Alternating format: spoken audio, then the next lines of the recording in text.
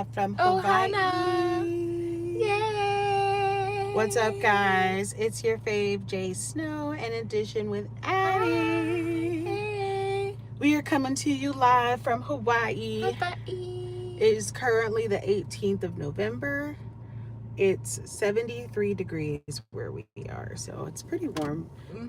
Pretty warm, pretty chill vibes, you know. It's definitely wet, because you guys know that's what's going on right now on the stead, on the property, on the land. Rainy season. It's rainy season, so we're definitely getting the rain.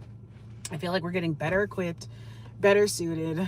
I hope you guys watched the live yesterday, because that scrub down that we did on the cabin was epic. Epic scrub down. It was nothing short of miraculous in the amount of work that we did. That I would not have guessed that cabin scrub down was going to take 4 hours. I had no idea scrubbing because it seems so tiny. I don't even think it's like 600 square feet in there. Yeah. But I feel like the smallness forces you to clean more thoroughly. Yes. So I feel like it was like, I don't know, we just put on the eyes of our ancestors and let the scrub down commence. Yes, we got the baseboards, the floors, the I've rafters, never washed baseboards a day in my life. the walls. I used to clean homes, like 4-bedroom homes, and I would average 4 hours of clean. So for a one-room upstairs cabin and take 4 hours, you know that place is clean. It was clean. And it smells fabulous. It smells so good that we didn't even have mosquitoes last night. They didn't even want to come in that good smelling cabin with that So good pine sol. Pine sol and vinegar. Pine sol and vinegar. I rewatched the video, and I definitely saw that last batch was basically just pine sol and vinegar with a splash of water. Our hands. Look at our hands. Yeah, you see how shiny they are? And mine are super wrinkly from being dried out. Yeah, mine are peeling. Because they were like, what's it called when they like... Concentrated? No, but like, what's it called when... Pruning. My fingers and hands were pruning from that scrub down. So, you know, we put in serious work on the cabin, and it looks so good today. I'm so grateful. Good. You guys didn't get to see it because the live literally cut off. The live couldn't even handle seeing the cabin get to that level of cleanliness. Hi, thanks for the like. I really appreciate it. I got to hold my phone right now, so I can't do the other half of the heart. You got to do it with me through the screen. Happens. Hey, hit the like button. Hi, Mass Save Us. Hit the like button. Mass Save Us. Thanks for the likes. Thanks for awesome. checking in, guys.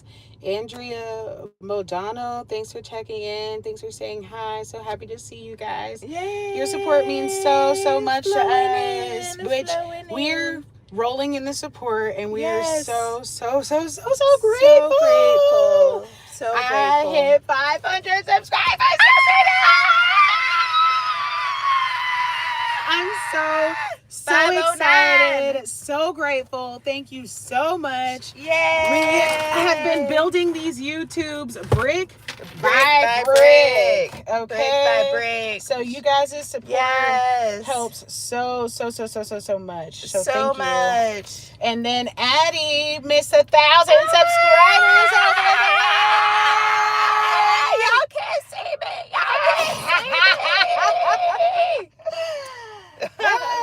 We're absolutely thrilled. No, we truly are grateful. You guys know we need to be monetized, and we're so grateful that you guys have been supporting the channel, liking the videos, watching the videos. Like, we cannot thank you guys enough. It's not possible without you guys. We know that, we see that, and we see you guys showing up and supporting every day. And we're eternally grateful, like, truly, like, so grateful. So grateful. Thank you so much. So grateful. Thumbs up. Thumbs up and likes to you guys. Yay. Let me turn the air on because it done got a little warm. Oh. We're in the car charging. Let me go start our oatmeal. Yeah, Addy's gonna make us some oatmeal. Some bee fast.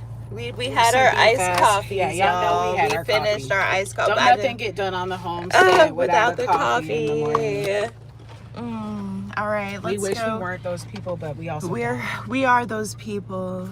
We need coffee, especially because we love it.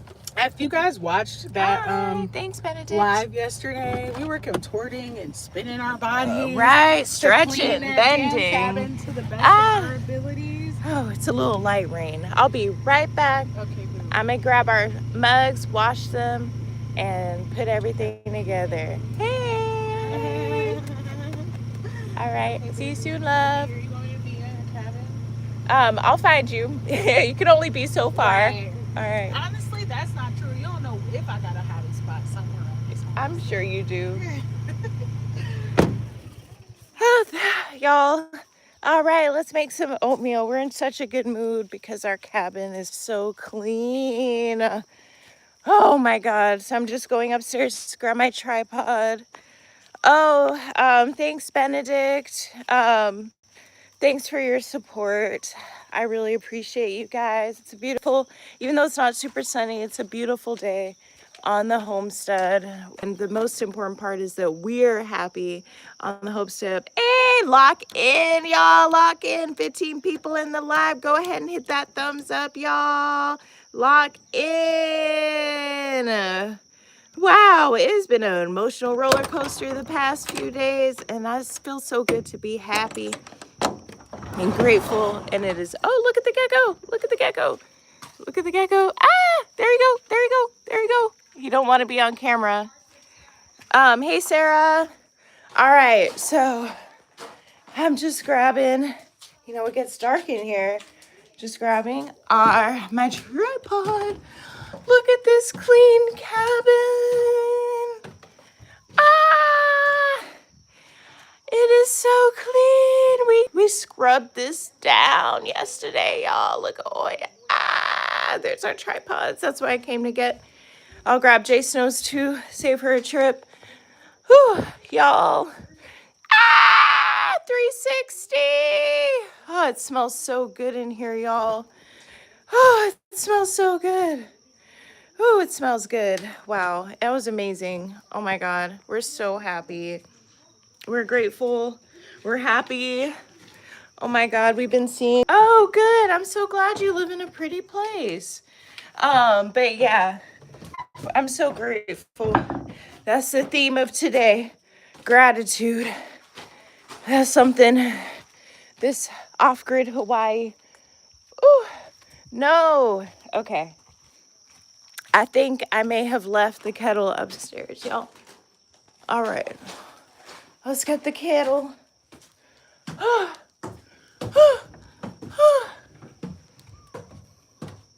All right. That's what I came up here for. The kettle. Ooh, it's got some water in it still. Because I'm going to make some off-grid oatmeal. You know, JayySnow is definitely the better cook in our relationship. But I can burn some oatmeal, y'all. I can burn some oatmeal. Okay. All right, that's great. Benedict. All right. Oh, the tripod. So let me grab. She's going to be so happy I brought her tripod, y'all. It's the little things. All right. Boop. Got our tripods. And I'm going to start making some oatmeal shortly. Stay tuned. Stay tuned.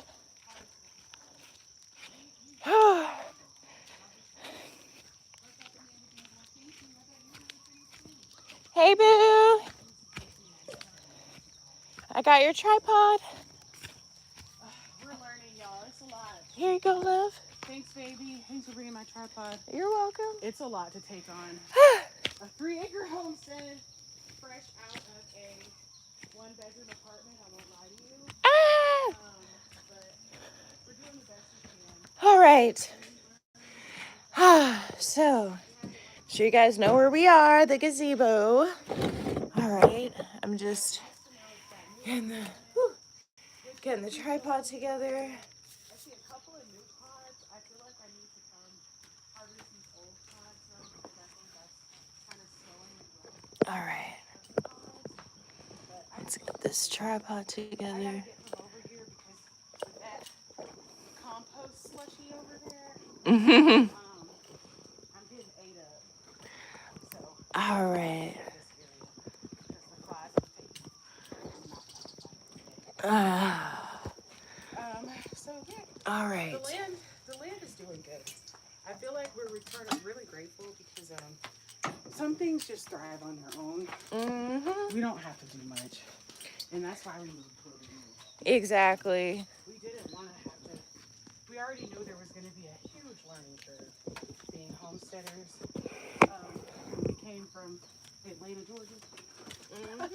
So we knew that there was going to be some learning curve, and we did everything we could to set ourselves up for success.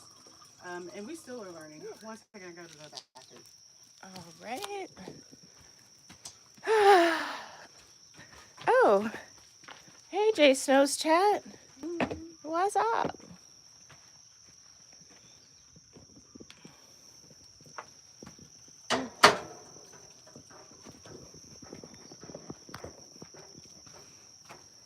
All right. Just grabbing the top.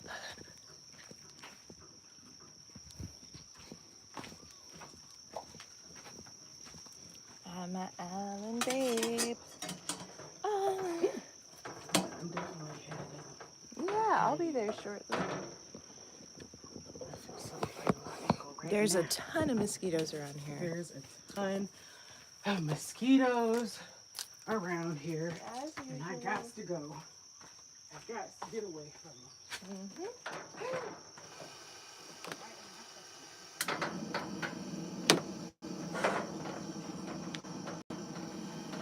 All right. Nope, not coffee today. We are doing oatmeal today. All right. So let's grab the other mug, and we're gonna wash the dishes in our hand washing station or dishwashing station that you guys love so much. Wow, the ground is growing. The rain has been growing everything, which is great. That's why we wanted to live here. That's why we got everything. It doesn't matter where you are. There's a season, there's things to prepare for. Shout out to you guys.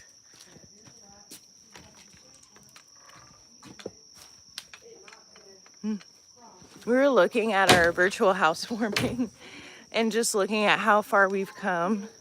I think we just felt good, honestly, and be like, hey, girl. Yeah, I think we just felt good. Woke up, the cabin was clean. It's gonna be a peaceful ASMR.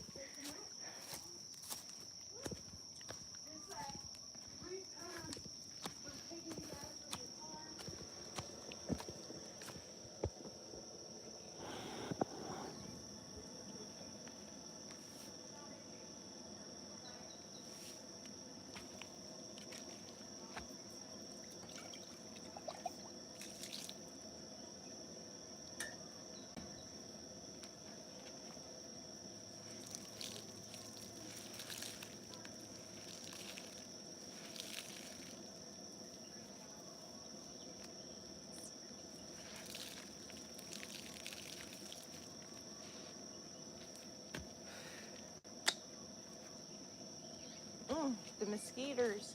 I don't want to put any bug spray on, but that may be a foolish errand.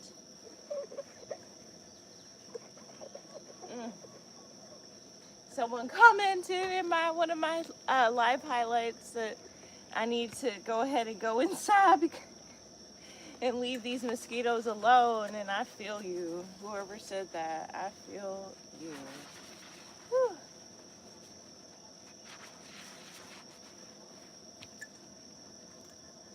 Oh. Ah! I gotta spray it on now, y'all. I can't wait. This was foolish. You can't be out here without bug spray, y'all. Whew.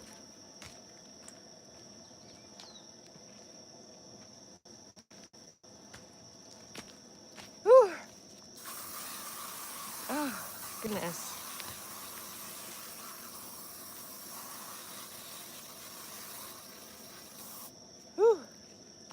them legs, you know?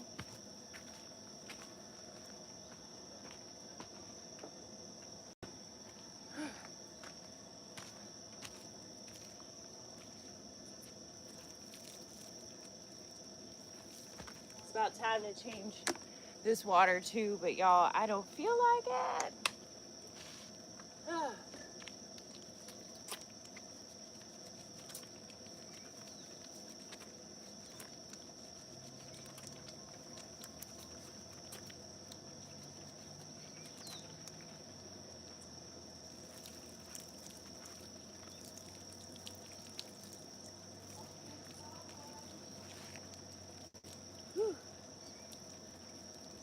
I learned an interesting fact that I'm just gonna change this, make everyone's life easier. Ooh.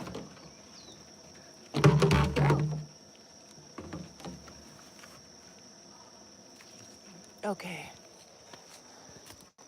Just got another water. Okay. Whew. There it is. Oh, it's heavy. But I lift with my knees. Whew. Whew.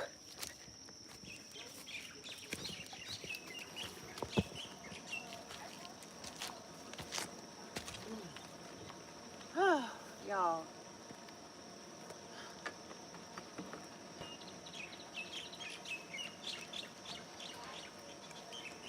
Ooh.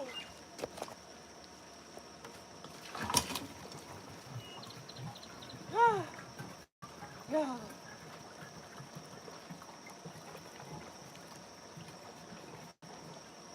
Whew. It's not standing up no more.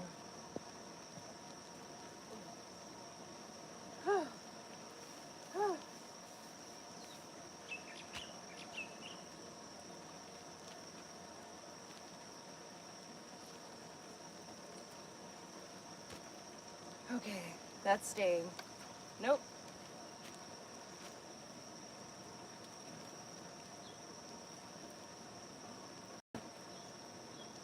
Stay, stay, stay. Yeah.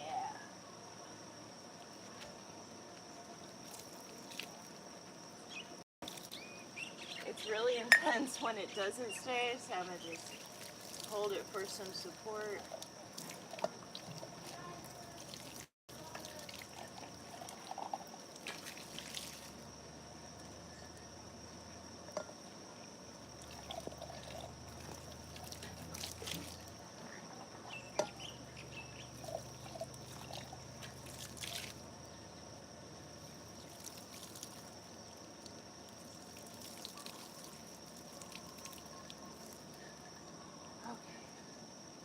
All right, one clean. Whew. I'm gonna use my head to keep it stable, y'all. Oh, mosquito. Go away, mosquito. I'm fighting for my life out here.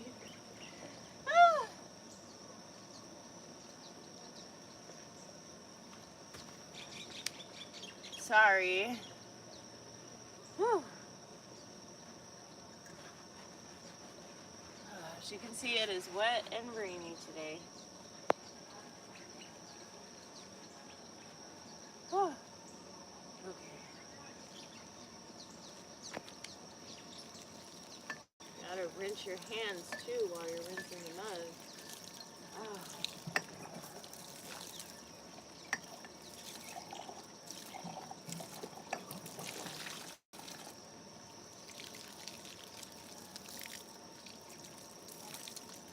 We're so excited because we pre-ordered our Wicked tickets, y'all.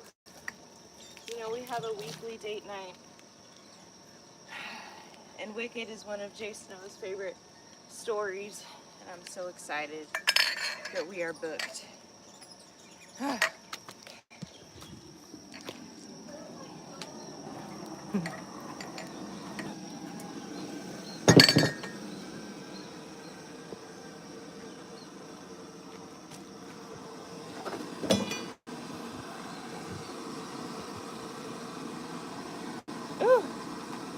goodness. The mosquitoes like to bite. So my boo likes peaches and cream. So I'm gonna make peaches and cream. Whew, goodness.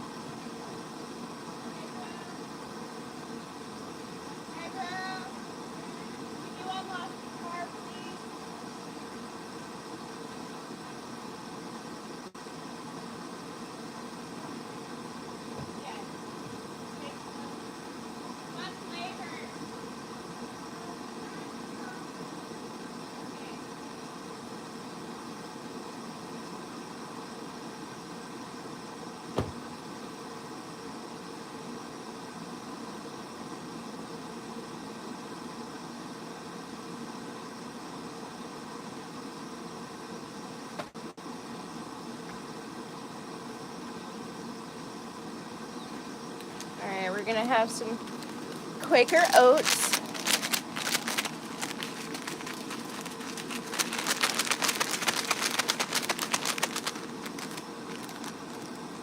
Thanks for the likes, you guys.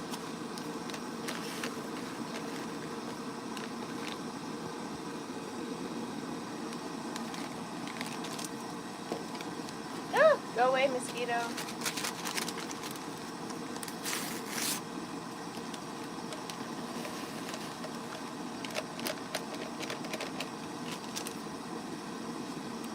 We are alive when the coffee is in us.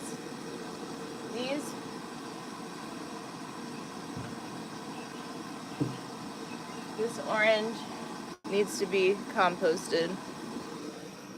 Let's go to the compost pile. Ah! It fell, y'all. It fell, y'all.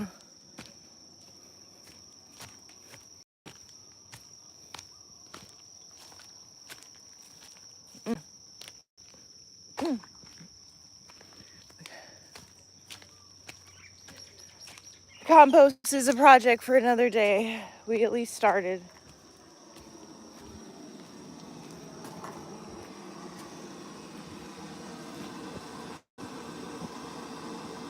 Whew. Almost done.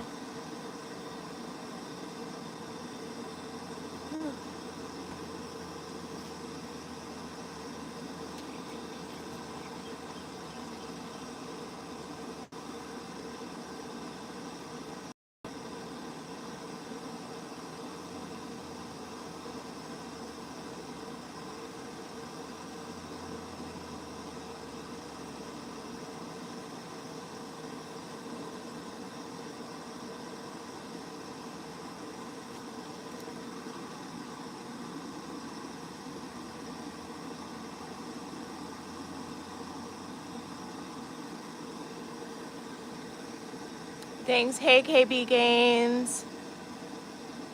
How are you? Sorry, I just seeing your comments now. My day's going fabulous.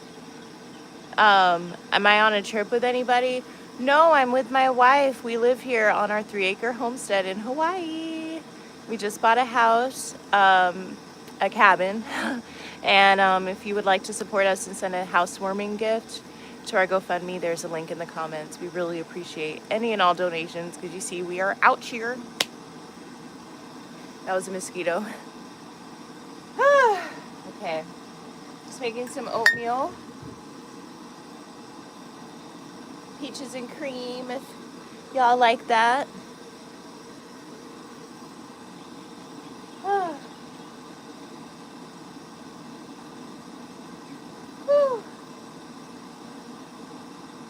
Oh, this is cute. A little clip that says Hawaii. Is that cute?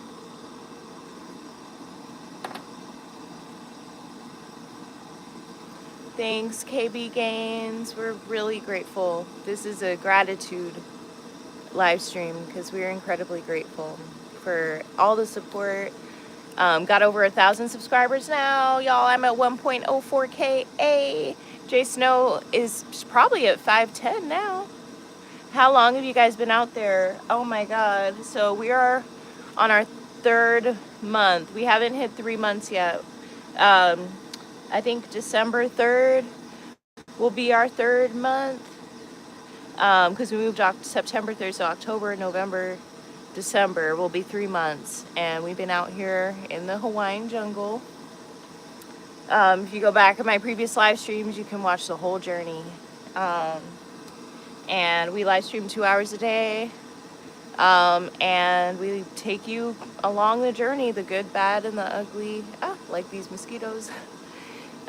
We take y'all with us every step of the way. And our goal is to be the #1 YouTube creators on the platform because we're being real, we're being authentic, and we're showing people a way of life that most people haven't considered. We have an amazing story. Sup, you're pretty. I had to get something. Oh, thanks, Benedict. You're sweet. All right. So, but yeah, this is our journey, and you can support us, help continue the journey, help continue our commitment to YouTube by sending us a housewarming gift. Linked in the comments. GoFundMe, and in my bio as well. All right. I feel like this has to be hot enough. So I'm out here in the elements.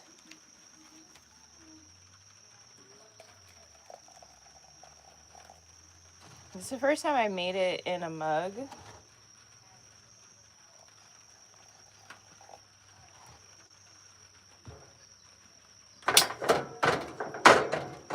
So I got it steeping. Don't really have a place to sit down except this cooler, so I'm gonna go ahead and give it a little wipe down with some wipes.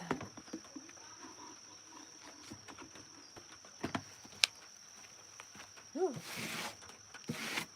It's so dirty out here. We went from like spending money to put ice in this cooler every day to living without refrigeration. Priorities, y'all. Can't prioritize everything. We're only 2 women on these 3 acres. We got to do what we can. Do you guys have any pets? Yeah, both of us are here. Wife's in the cabin right now. I'll be joining her later on the live stream. We have a cat. We have a cat that we brought from the mainland to Hawaii. That was no easy feat, but we love her. And we're, you know, how you treat your pet is how you treat your kids. You know what I mean? You gotta, right now she is our kid, so we're a family. All right, I think this is much more pleasant for me to sit my butt down on while I wait for the oatmeal to get ready.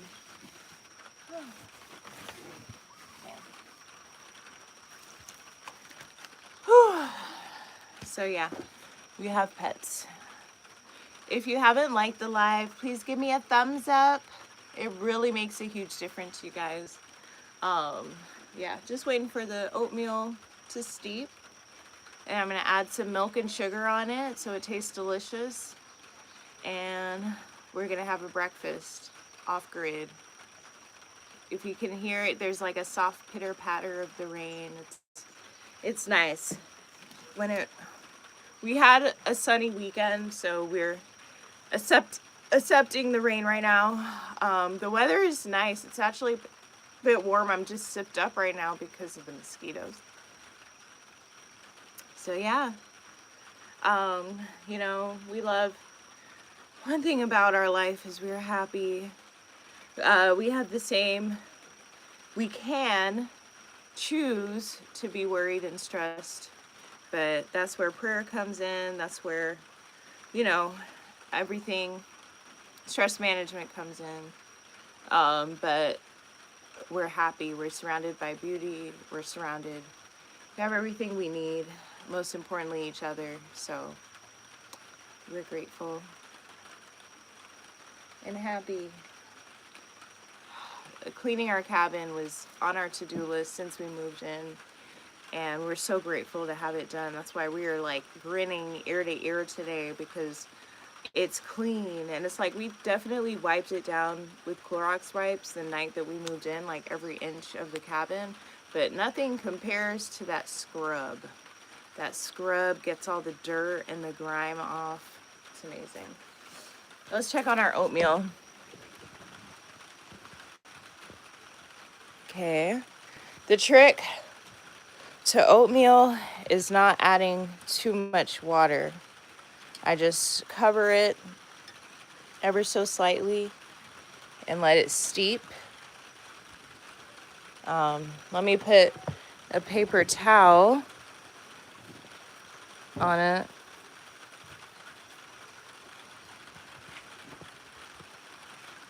It's to help it steep a little bit more. Whew. We've been working on our outdoor kitchen, getting as far as we can. And said just chilling here waiting for the oatmeal. You guys are the best. Mod gang, snow gang, I see y'all. We see y'all. So amazing. Whew. It just feels so good to have a clean cabin. We were spending all our time outside because the cabin was dirty and it was full of junk until we finished the cabin clean out. Got the last of the previous owner's stuff out of the cabin, the stuff that we didn't want. We kept a few things like some garden tools, but that's it. We didn't need anything else. And the garden tools are just temporary.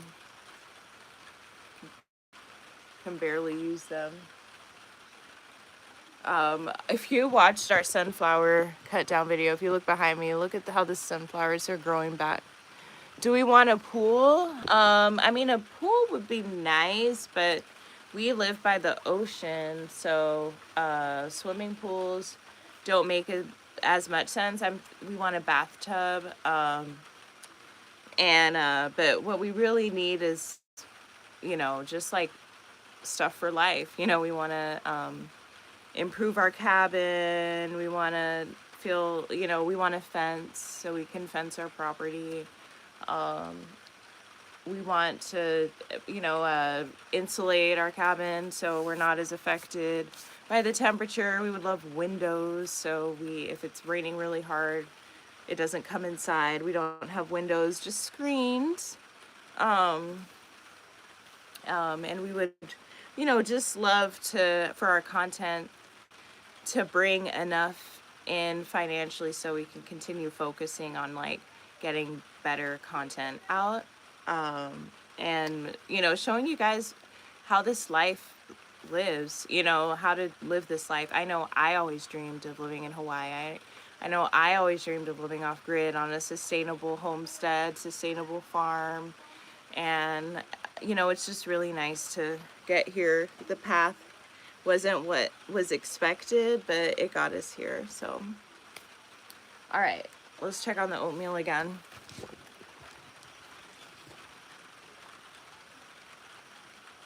Okay, I'm definitely taking a minute.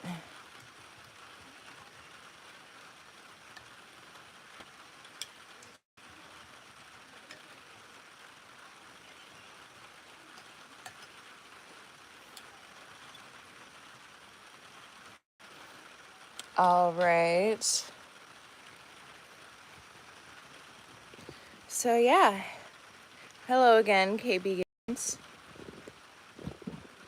If you're not already subscribed, go ahead and subscribe to my channel. I really appreciate it. Y'all, I got a mosquito bite on my hand, so it's like constant. My hand is itching, my finger's itching. You know what that means. If you know, you know. Grateful. I don't like to let myself like scratch mosquito bites because it actually makes them itch longer and more uncomfortable. But this one, I'm a scratch on my finger. Wow. Feels really good. Feels amazing. This oatmeal is taking forever, you guys. This oatmeal is taking forever! Maybe I should have waited those 5 extra minutes to make sure the water was fully boiled, y'all. But I'm just so excited to go back inside to our clean cabin. LOL. Would it be wrong if I Clorox wipe my feet? I don't even want any dirt coming into our beautifully clean cabin. Go ahead and hit the like button and subscribe if you're not already subscribed. And liking my videos is an amazing way to support us, support our channel. It makes a huge difference.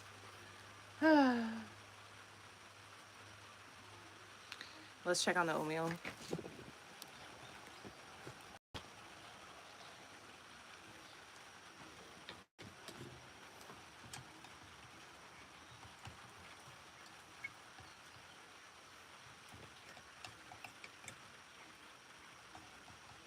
Let's taste it.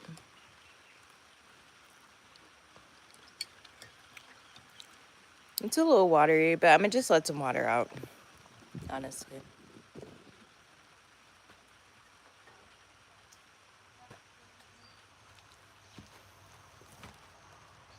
Let's pour it over.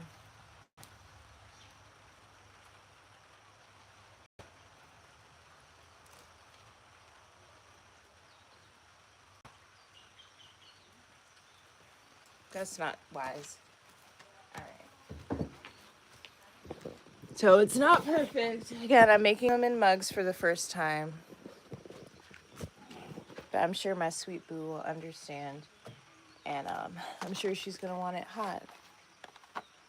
So let's put some milk in.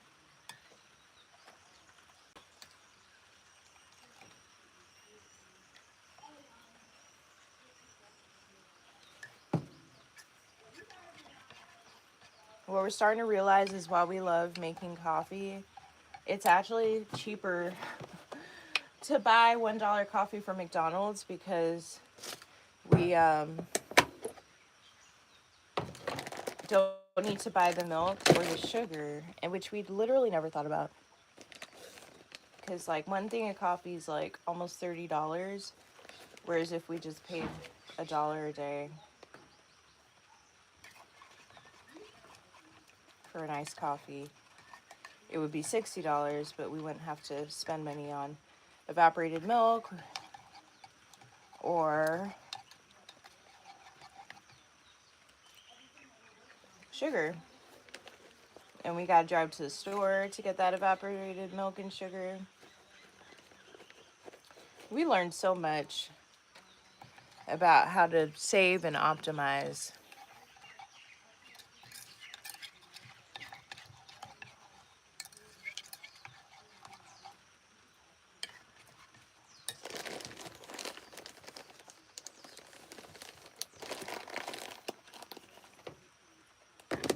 Vacuum sealed containers, essential. All right. I wish I had some cinnamon just to set it over the top, but I think that's good. And yay, we have oatmeal.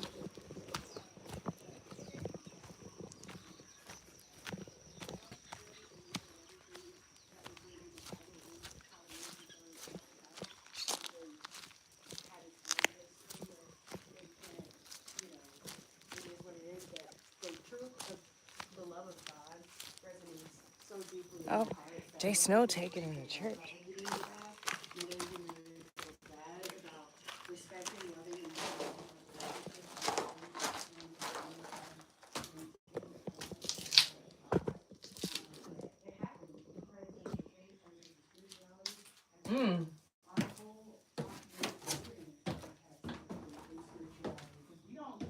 I am being honest with you guys. There are so many things we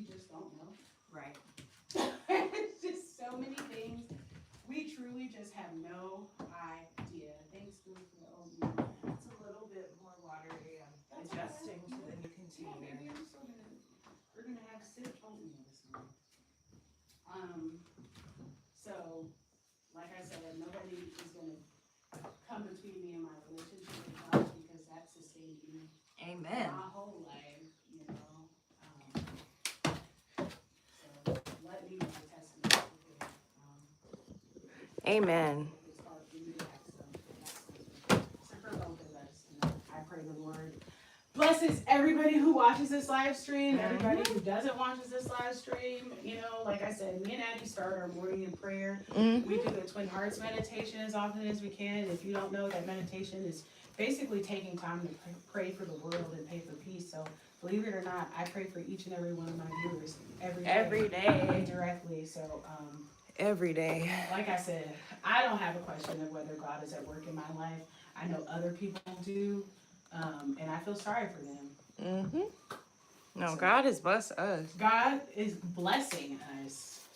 Continues to bless us. Because what we're not, I mean, we know what devoid of hope and faith looks like. And we don't have that. We aren't in lack in any way. We have some things we need, but hey, Allie, we're not on the street, so we're not living in our car. We're not living in our car. We're not worried about where our next meal gonna come from. Like God has really showed up and showed out in my life. So I don't care if you got nothing bad to say about him. As for me in this house, we God loving and God fearing over here. Amen. So. Thanks for that question, Andy. Like, I didn't mean to take y'all to church like that, but take us to church. That's my truth right now. Look at that energy. For me and my house, God is the leader. God is at the top. Without God, none of this would be possible. And Delay asked, when did we get connected? And I feel like, or he asked, when did you realize God was with you in the most difficult times? And I said, I feel like we got the most reconnected to God. That was the best answer I could give when we went back to Fayetteville with Mom and Dad. Mom and Dad Snowden. For sure. And Mom and Dad Snowden allowed us to have a level of comfortability and prayerfulness and faithfulness. Yeah. And they just my dad, his father was a preacher. So, and also I'm just from the South. So I'm not a Bible thumper, but I'm a believer in God and Christ. Yeah. You know, I don't know all of the technicalities and logistics because unfortunately I wasn't there, but I do know that God is real and we pray to him and he answers prayers. Thanks, George. And that's really all we needed to know. But I told him that, like I said, when we went to Mom and Dad Arlene's house, that's when we were able to reconnect because absolutely. In Thailand, it was hard. It was hard spiritually. And I told them I told them what I thought because those aren't our gods. Oh, yeah, that's true. How has being off-grid helped you guys in terms of mental health? Well, now in delay, I done told you, we are the happiest we've ever been with the most amount of unknowns that we've ever had in our life. Like, I know it sounds crazy, but it's honestly no BS. Like, this is the lowest any of our accounts have ever been. We do not know when our next, check income in. Right. We have no idea. Today, I hope. Right. Shout out to the pinned comment. Shout out to the GoFundMe link. We don't know so many things, but as far as our mental health, pristine. Yeah. Clear. No.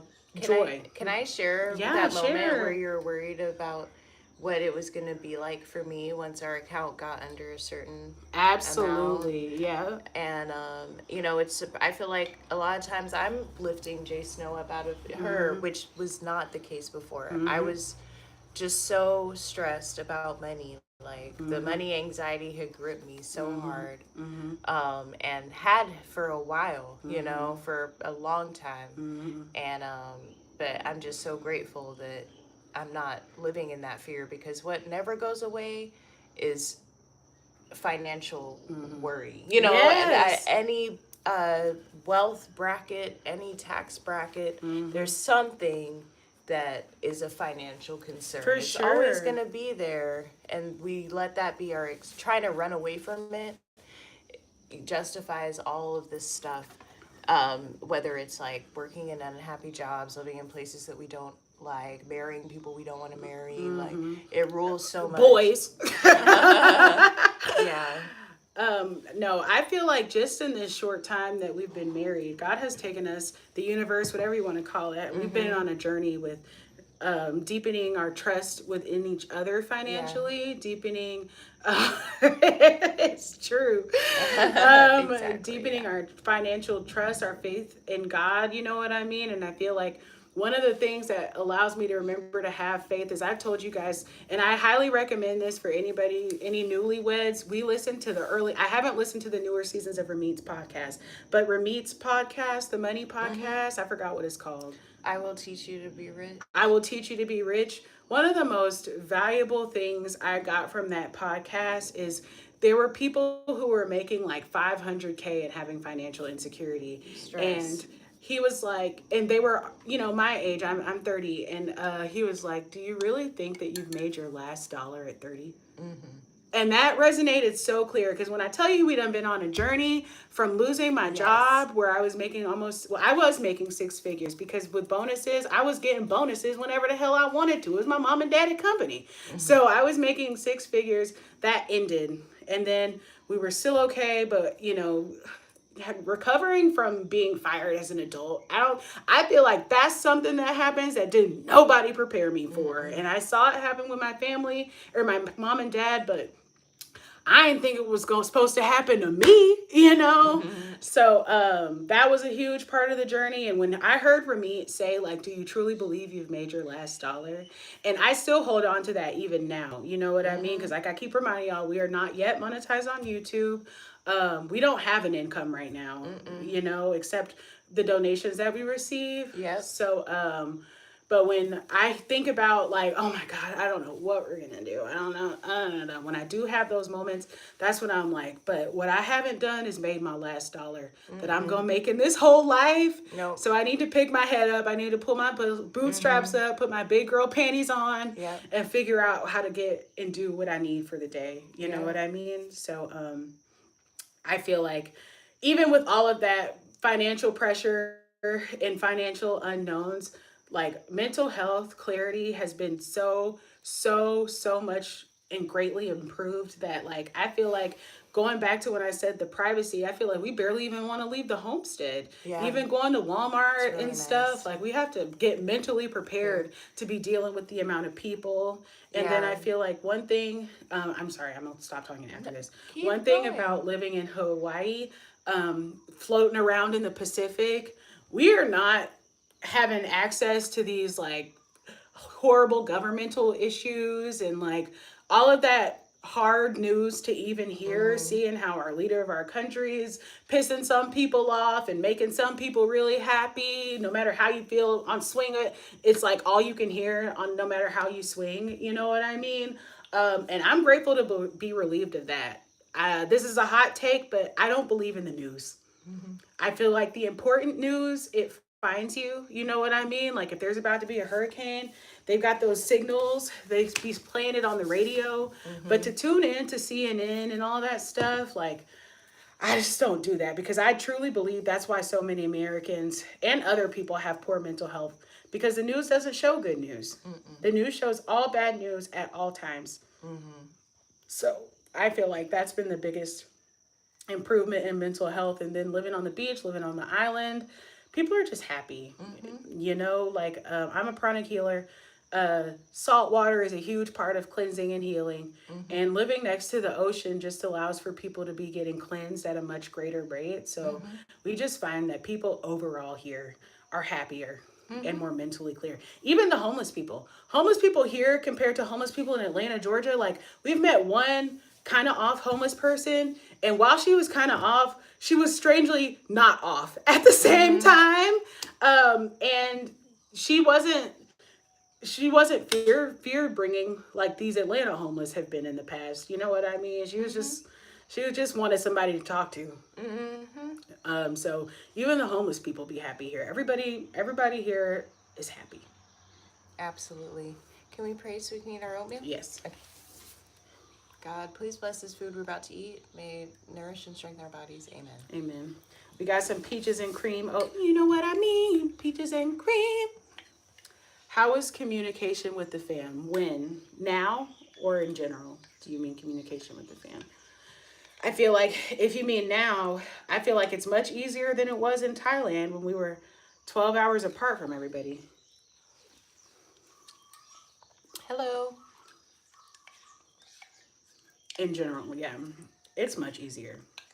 It's much easier. But I will say something that became hard was like having distance allows you to see like basically when you get off the phone, you can pay attention to how you're feeling. And it's like everybody's not living in a lifestyle that's as mentally freeing as I am. So sometimes that can make it hard to communicate, if you know what I'm saying. I hope that was clear enough. Thanks, cashier guy. Really appreciate that comment. For someone who's trying to go off grid, what's the one thing they must be prepared for? Things to go wrong. Things to not be as they seem. Food, water, shelter. Yeah. Yeah. I feel like I have to be honest about, who helped us a lot in our beginning of our off-grid adventure was honestly Frugal Off-Grid. I don't know that man, but his content is really good. And he got us focused on food, water, shelter, like she just said. And also I was in one of his lives literally from my mom's living room, and I asked this exact same question, and what he said I did find helpful, but I don't know if it was the exact same. I don't know if I can give the exact same advice, but what he said was mindset, or not even mindset. He said, don't be one of those people who is like, when I finally get this achieved, I'll be happy. When I finally get this solar power, I'll be happy. You know what I mean? He was like, you just have to go and live every day and do the best you can. And I feel like I held on to that advice. And I do find it helpful a lot, but I also just feel like what would have prepared me more was that you can't prepare for it because it's nature. And where you are in nature is going to be completely different from where someone else is in nature. Like I've been sharing thinking that we got out of having to do winter planning and we just didn't. We just didn't. So there's to just, you can't prepare for anything except that you're going to do this. Yeah, for sure. What would you say, Addy? Oh, thanks, George. And also, we're in Hawaii. Just food, water, shelter. And so you said everything. It's like whenever you start to get refocused, food, water, shelter, or like, because it's going to be thrown off. Water, we thought was a no-brainer here. And that was the first thing to be impacted. We need to get all our plumbing redone. But because we were focused on food, water, shelter, we could have done that. I'm sure some people would have ignored that and just tried to live off city water. But we needed sustainable water. For our shelter, we finally cleaned our cabin, like immediately creating comforts. Like one of the first projects was putting a new toilet seat in, like just like the little things. Like not everything has to be super expensive, but like anything you can do to improve your comfort in your shelter, do that. We got cotton sheets because we needed to be breathable. We don't have windows, we have no insulation. You got to be real. And then with food, we found that like with the amount of work that we're doing, like cooking ourselves is great. We can cook really cheaply if we want to, but we need sustenance to be able to like power us to do all of these jobs on the homestead. And so embracing convenience food was huge. Like, because I feel like people hear food, water, shelter, and they're like, oh, let me buy 5 chickens and 3 pigs. No. First, learn how to feed yourself on the homestead without having to do animal processing and buy animal food, because you gotta know how to feed your family before you can feed your pets, before you can feed your livestock. So food, water, shelter, if you just stay focused on those 3 things and making it as manageable and easy as possible, that's what I would be prepared for. Because like I said, it's outside, so you just don't even know what you are think. We thought one thing with here, you know what I mean, and then we found out night 1 everything we thought it was is what it wasn't. So you just gotta be prepared to be a problem solver. But we did a lot of research before we got here, and we got to see a lot of people rush into getting animals, and it not working out for them, it being stressful. Yeah. And then, the other part of it is there are predators here, so if we don't have a fence, like we could go get a whole mess of chickens and they probably would stay close, to the property. But because we don't have a fence, they're just not safe. It's not clear enough for us to watch them like forage. It just won't work right now. They'd have to be caged chickens, and we want free range. We want free range. And we don't want chickens. They were so loud. They're so loud. And that's the other part of it. That's the other part that you don't realize until you like actually live with those animals, So something that we did that I recommend, and it might be like a little glam, but it was helpful to us, is like we did Airbnbs. We kind of had to because we didn't have a house. We did Airbnbs, and that allowed us to really acclimate to Hawaii and off grid, because chickens are just a part of Hawaii. Honestly, they be walking around everywhere. Like they own the place. But I had never lived with chickens before. I didn't know how loud a rooster was at 4:35 in the morning, like clockwork. You know what I mean? Chickens are incredibly noisy. We don't even know where the chickens live in our neighborhood, but I know we know that like we have them because we hear them every morning. So I don't even know if we're going to do chickens. And these are the kinds of things that we get to talk about and think about before planning. We're huge believers in planning. So like I said, I don't even know if we'll have chickens. I'm ready to just do ducks. And not even have chickens because they're just too noisy. And then I've also been reading on some of the homestead vlogs, and they were saying like the processing is hard for not that much reward. Right, you gotta pluck them feathers off. No, so it's like now we're like considering rabbits. Because I know we'd be able to make rabbit taste good. But then it's like all of that energy, like just think about building the pens, building the coops, getting the beds, the feed, the cages, the energy, and the energy of needing to process them. It's like sometimes it's like it's like, or we could just go to McDonald's, or we could go to Popeyes, and not to say that we're like advocating for fast food, but it just is two women managing their time and energy. Some things just aren't as much as a priority. I saw that Frugal Off Grid, he's 2 hours from Walmart. Of course he needs a food source. That's just not, we're not remote, we're off grid. Exactly. So you gotta not just like blindly follow someone else's plan. You gotta give yourself time to think about what works for you, what works for your family, what works for where you are. Like, cause some people just pitch a tent, and that just wasn't gonna work for us. We weren't gonna. Anyway, and we're not talking about like an Ozark Trail Walmart tent, like yurts. Yeah. Or I wanted to believe in them. Those canvas tents, you know what I mean, that are like waterproof and can't be, but that just wasn't going to work for us. Geodesic domes. We did think about, we were definitely tempted by the geodesic dome. Tripping by the cob houses, the earth ships. We've been looking into all kinds of stuff, you know what I mean? Because we want to continue our debt-free off-grid journey. Muriel, you're being Is a truck suitable for off-grid life? And how did your truck make your life easy? A truck is extremely suitable for off-grid life. I would even say it's critical to off-grid life. And I don't think it has to be an expensive truck. We were already planning to buy a new car. Yeah. And I sold my car in order to start our nomadic journey. We sold our car, excuse me. We sold our car in order to start our nomadic journey. So we were already in need of a car, you know what I mean? So we had been saving and prioritizing financially to get a new car. Yes. But you can get a cheap truck, but you definitely need the truck. You need the truck for hauling. Like we haul water, we haul our trash, and I don't even know the number of the propane. I forgot we had to haul that propane.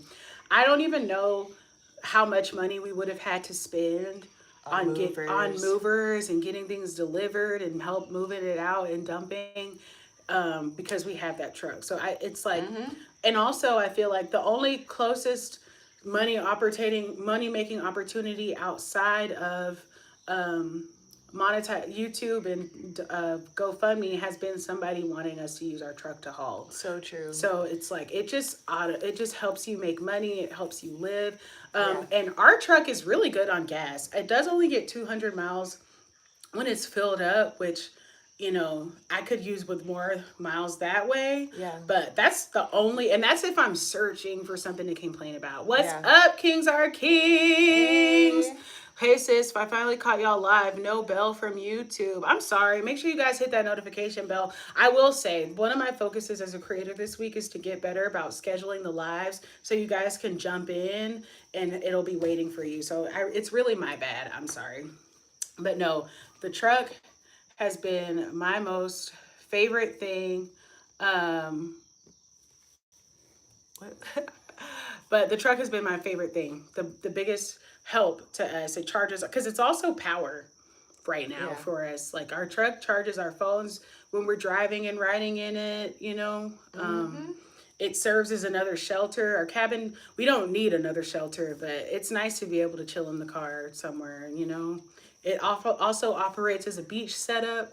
We let the bed down, and now we can back in, and now you got beach chairs. 100%. So no, I wouldn't. I don't think I'll even get another car. I feel like we'll always have a pickup truck, and we'll always have probably a SUV. That's what we need. Because we talked about it, and I touched on it earlier. It's like I think boys get to grow up with trucks, so y'all been knew the power and magic of a truck. We just learned. We just found out how helpful that truck can be. For sure.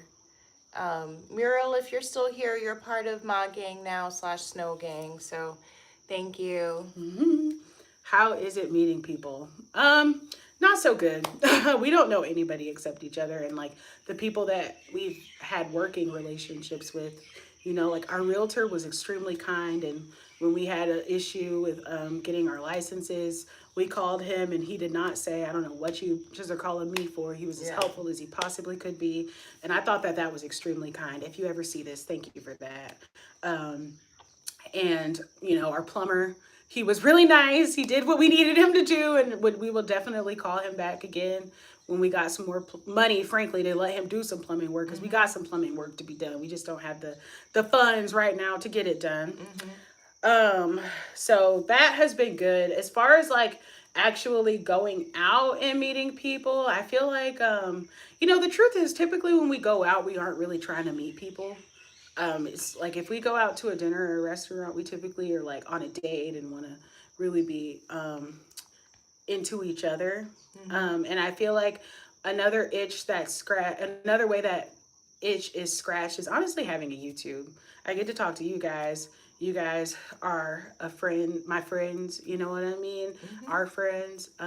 We talk to y'all for 2 hours a day every day right now. And that's a lot emotionally. So we don't have that much space to meet people. But I feel like who knows what the future holds? Who knows what 2026 will bring? We've talked about so many different things that would be forcing us to meet people. We talked about retreats. We talked about hosting communities and all that stuff. So I don't think we're worried about it. And also, we also said if we really wanted to meet people, all we need to do is go to church. We go to church, we know we'll meet some people. Much love, Kings are Kings. Thanks for tapping in. Thanks for the likes. Thanks for the love. We'll see you next time. Has anyone spent a night in the house? No.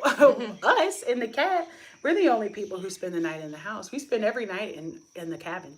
There's nowhere else to sleep.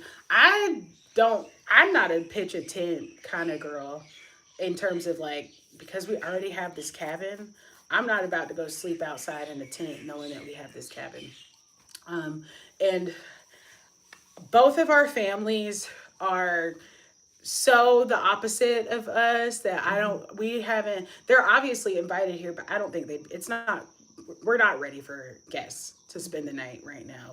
Like you guys saw, we just now got the cabin cleaned out. Like I told you guys, it took us 2 months to get all of that garbage out pretty much. You know what I mean? So the cabin is just now getting to a place where we even feel comfortable in it.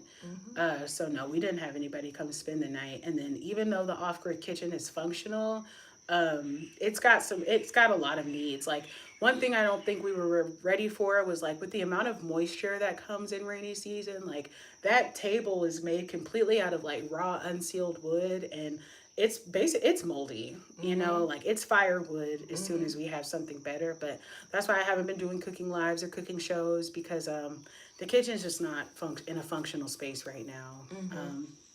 It's just not. I personally need surfaces that I can wipe and clean effectively, and it's just not there. So that's part of why we're on fast food right now. And we don't want to be, but it's so much work to prepare a good meal in the off-grid kitchen, or not off-grid, in the outdoor kitchen right now, that it just isn't feasible. The only thing we can do right now in that kitchen is boil water. So, and I know it won't be like that forever, but that's where we are right now. Because you guys know we don't have power. We don't have the amount of power that we need. So, food storage. I always talk about it a lot, but you guys always ask. Food storage is really hard right now, because we don't have power. When you have a refrigerator plugged into a wall, you don't ever have to think about it. But that was the big thing that blew our solar the quickest, was that refrigerator. So once we saw that, we was like, well, we don't even need a refrigerator until we have more space or more power to let it run, And then the cooler, managing the cooler is not only expensive, but kind of gross, Have you all considered a more plant-based lifestyle until you get livestock? Yeah, we definitely. I mean, it's more plant food. That's the beauty of living in a food forest, is that it's automatically offsetting the cost. Like, we haven't bought fruit at all. You know what I mean? And we do in the morning survive off of like fruit and nuts. And I looked at my you guys can do it too. If you look at our virtual housewarming video and then look at the video where I'm doing the cartwheel, like we've lost like 20 pounds, or I've lost like 20 pounds. Addie's already skinny mini, so I feel like she's just been maintaining what she already has.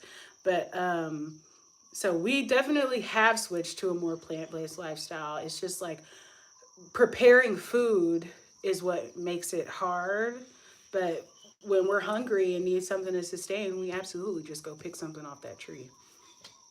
For sure. So yeah. You're asking great questions, JayySnow's chat. We really, really appreciate the questions. But no, we want to have a plant-based lifestyle. We want to grow our own vegetables and everything. So the holdup with a lot of the agricultural stuff is the fencing. Like even last night, we heard the pigs out in the yard tearing up. Like, so I just don't see the point of putting all that work into gardening and the pigs come and eat it up, tear it up at night. And that's why we aren't rushing to start gardening. But the other part of it is, like I told you guys, we just wanted to wait because I've never lived in a tropical climate before. So we needed to wait because we needed to learn about the seasons. You know what I mean? Like I have been telling you guys this whole time, I didn't think that there was any winter to prepare for it here in Hawaii, but that's simply not true. So now I didn't even know when planting season was, and it's like getting here was already just so overwhelming to put onto ourselves to have to be at the forefront of food growing and food sustainability was just too much pressure. It was completely and totally overwhelming.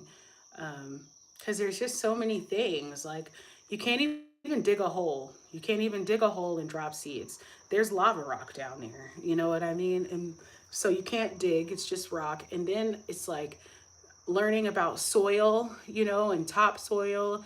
And Hawaii's known for not having a lot of topsoil. We're specifically where we are. So when we do start planting, we'll have to like go get mulch, go get fertilizer, you know what I mean? Which we're glad we have the truck to haul. But also in Hawaii, in the ground, there's something called rat lung worm disease. So you can't even plant directly into the ground unless it's like a tree that grows up. You know what I mean? But if you plant directly into the ground, you risk getting rat lung worm, which is like meningitis. And, you know, I don't know exactly what it is, but does anybody want a disease called rat lung worm? No. So there's just so much we have to learn in order to be good, to grow our own food. So I was happy to just take the time to get what we needed, but no, we will absolutely. The name is wild. Exactly. Don't nobody want that. The name alone is a deterrent from eating off the ground. So, like I said, and you probably never heard of that before. We hadn't either when we moved here. So that's what I'm talking about too. The value of just like focusing on food, water, shelter in a way that was sustainable, as opposed to being like, we're going to be at the lead of sustainability, because it's just hard. Everybody's food changed. I feel like even Oya, our cat, like she had to change the kind of food that she got, one for financial reasons, and then two, just for accessibility reasons. You know what I mean? The food that she was eating before isn't even sold on the island. So even if it was affordable, we couldn't get it. So there's just, we're floating around somewhere in the Pacific, you know, and you don't think about that or realize that until you want some of those mainland comforts, and you just can't go get them. Like I told you guys at the beginning of the live, battling the athlete's feet, we finally decided, yeah, you know what, we're going to go ahead and get some boots. Rain boots sold out all over the island. Both Walmarts don't got one. Don't have any. Even online, they had to be shipped. And when it has to be shipped, in my opinion, you might as well just go to Amazon. So that's what I mean too, why it's like, it's a huge learning curve. And we have to be on the curve where we are and not put so much pressure on ourselves. I agree with y'all taking your time. A home is built over time, so there truly isn't a rush. And I think that I agree with you 100%. And I feel like we have to remind ourselves of that. Because Addy and I are both overachievers, and we'll be like, all right, this is the list. These are the things we're checking off. I mean, we literally have Addy does, what are we running? Agile? Yeah. So we're literally in a sprint. And have like everything that we're working on up until December 3rd already outlined, you know? So I too am an overachiever, LOL, I know.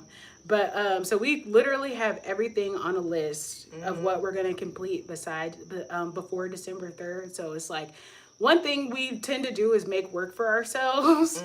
So it's easy to do that, and it's necessary because, like I said, it's just a part of, there's just so much to learn. So much to learn. So, and I feel like that's a thing I have to remind myself, because you guys know I've been talking about it this whole time. I watch other off-gridders and stuff, and it's like they're so much further ahead and they're doing different stuff, and it's like we're only 2 months in, and certain things are just not going to be as advanced. You know, there's no reason, no way possible for them to be, and that's okay, you know? So. You're doing a great job answering the questions. So thorough. Thanks, boo. Is there anything you want to share? You covered everything, boo. Yeah. So was it Q&A that came in on, or it turned people into just started Q&A. asking? Yeah, it turned into Q&A, which I'm always happy about, because we didn't have anything planned. We didn't. We were exhausted from that scrub down. You're exhausted from that scrub down. And when I came in, I was exhausted from fighting with the mosquitoes to make the oatmeal. So yeah, just happy. I was just expressing gratitude for our clean cabin, for happiness, for the joy that we woke up with this morning. So just good vibes. Good vibes. Good vibes for sure. But yeah. I was gonna add, I guess for me personally, just I don't plan on going plant-based. We both had been plant-based for a really long time, so I don't think there's gonna be a time that I don't eat any meat. But it would be nice to have more plants available. But I wouldn't say or at least my end goal is to be meatless. No, it's not mine either. It's not mine either. But yeah, so, and I feel like even, you know, part of one huge thing I realized before I got out here that I feel like helped was like seeing that even my mom and dad who have built their dream home are still building their dream home. You know, they moved into that house probably what, like 3 years ago now, and they're still building on additions. And that just taught me that like having a home in a homestead, whether it's a traditional home or a homestead, like these are just words that all essentially mean the same thing, but there's always going to be stuff to work on, to fix, and you do that, not, it's a truly a labor of love.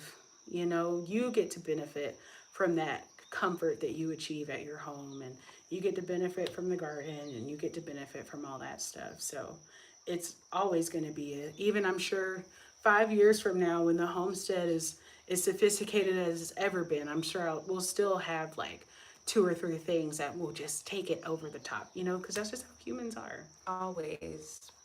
Always. It's like decorating your dorm room or something like that. There's always, no one is like, oh, I don't want to look for any decorations anymore. You know what I mean? It's like there's always something more. Oh, this looks nice. I feel like home goods is built on that. Yeah, exactly. It's never ending.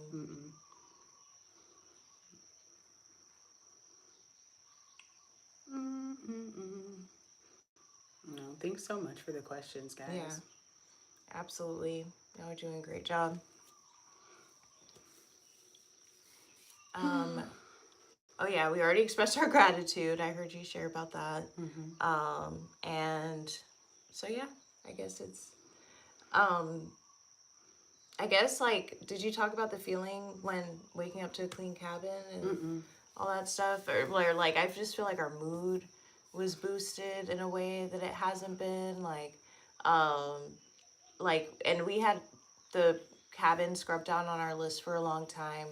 And we knew we weren't getting to it as fast as we wanted to, but we're also, like, giving ourselves the time and space to get to it when it felt right. And I feel like we both just woke up with went to bed and woke up with overwhelming and immense gratitude for our cabin in a way that we couldn't before because it was so dirty, you know? And it just feels good, you know, like look good, feel good applies to inanimate objects too. And I feel like we woke up in an amazing mood. We weren't fighting with bugs. We weren't fighting with roof rats. We weren't. The pigs continue to be loud, but in terms of like stuff impacting our cabin, like it felt like we got some grace for cleaning it, and I feel like we were cleaning it, and we're like, does it even look different? Are we even making a difference? And once we saw how dirty the water was, we knew for how big of a difference we were making a huge difference. And so yeah, I wouldn't have been able to predict how much of an impact that had on my mood. No, it definitely positively affected my mood. And I feel like, you know, something that was also a painful realization was just like, that's why we were outside so much. We didn't even want to be in here. Yeah. It truly didn't even feel good to be in the cabin until we got all that stuff cleared out of the bottom. Yeah. Because we were just constantly surrounded with somebody else's stuff. You know what I mean? And like I said at the beginning of the live, we were like beating ourselves up because we were like, damn, like this cabin's so dirty. I can't believe we've been living like this. But the truth of the matter is, y'all, we spent pretty much all of that 2 months trying to clean up this cabin. Like, there was just, they had it stuffed and filled to the brim. I can't even, I don't even know how they fit all of that stuff in here, you know? And because the shelving system was so organized, it was hard to even tell, like, the amount of the stuff. They did a really good job of, like, putting it around the perimeter and making it look like there wasn't a lot of stuff in here. But it's like also every single item was heavy, literal weights and anchors, and like some things we've had to pry off to remove. I'm thinking about the art that was right here, and still have more to do. That we've had to set that mirror. I want that mirror to be gone, but it can't leave because we don't know if we're gonna rip a hole and not have a damn wall right there. Exactly. Because they bolted it on. Some of the most random stuff they bolted on. And it's like, I don't know why you thought anybody else would want this ugly, you know what. Yeah, for sure. I'm sorry, I had to do that. It was showing my crotch. And I couldn't sit comfortably. Yeah, no worries. Feel free to adjust. So, yeah, it took us 2 months pretty much to get this cabin even close to our standard for livable, you know. It was a lot of hard work. Like I said, I don't even know how many tons of trash or trips to the loads of trucks, trips to the dump. All I know to tell y'all is the man at the dump was like, it's actually only 1 load per day. Yeah. And we were like, we were on our 3rd load that day. And we were like, hey. We're known at the dump.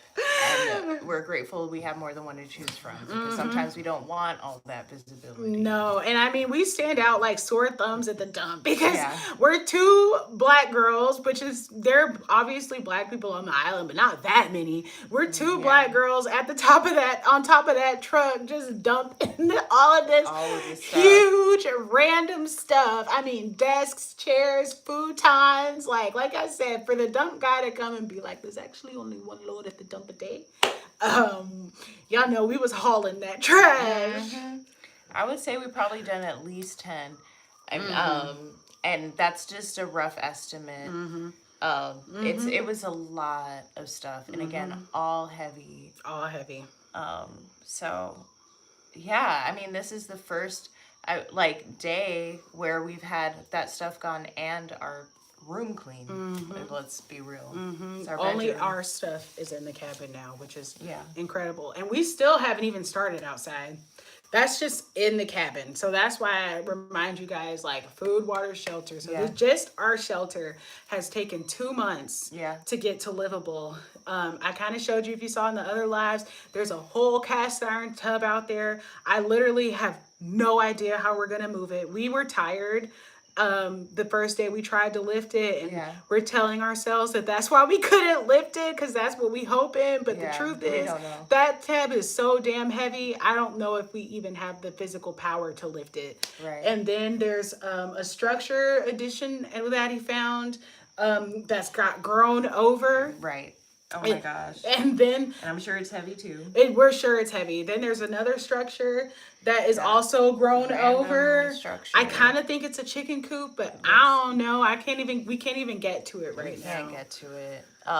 So yeah, what I did wake up this morning or yesterday morning was feeling incredibly strong. And I feel like our strength is building, and I feel like if we try that tub maybe on Monday, we'll be surprised how it feels, because we wore our muscles out completely, and then we're like, let's try and lift this huge steel tub, like, or cast iron, whatever, you know, we again, overachievers, but I do feel us getting stronger, and we also are learning, you know, there's a technique to moving and lifting, like that roll versus like lift up and carry and all that stuff.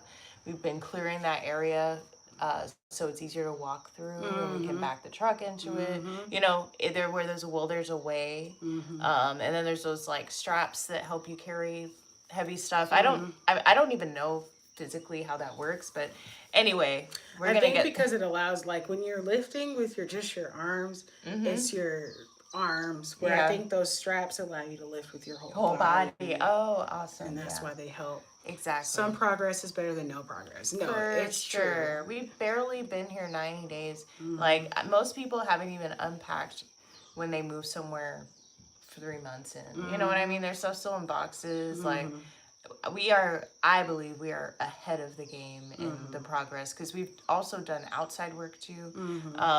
We've set all those traps, like, cleared, not let our gazebo get overgrown, not harvested, but picked all that fruit trash off the ground. Like, I saw you with the compost, and at least it's consolidated in a consolidated wheelbarrow. It's not just like, I mean, would you want apple cores strewn all over your front yard? Like, no one wants that. And then that was another thing that, you know, we have to learn and impedes us from, like, adding more, is it's like, there's already so much fruit in production here. Like, there's a whole tree of oranges that we can't even eat all of. You know, I saw today the cacao tree is trying to bloom again. Amazing. Yeah, it looks great. It's got red leaves. It's so pretty.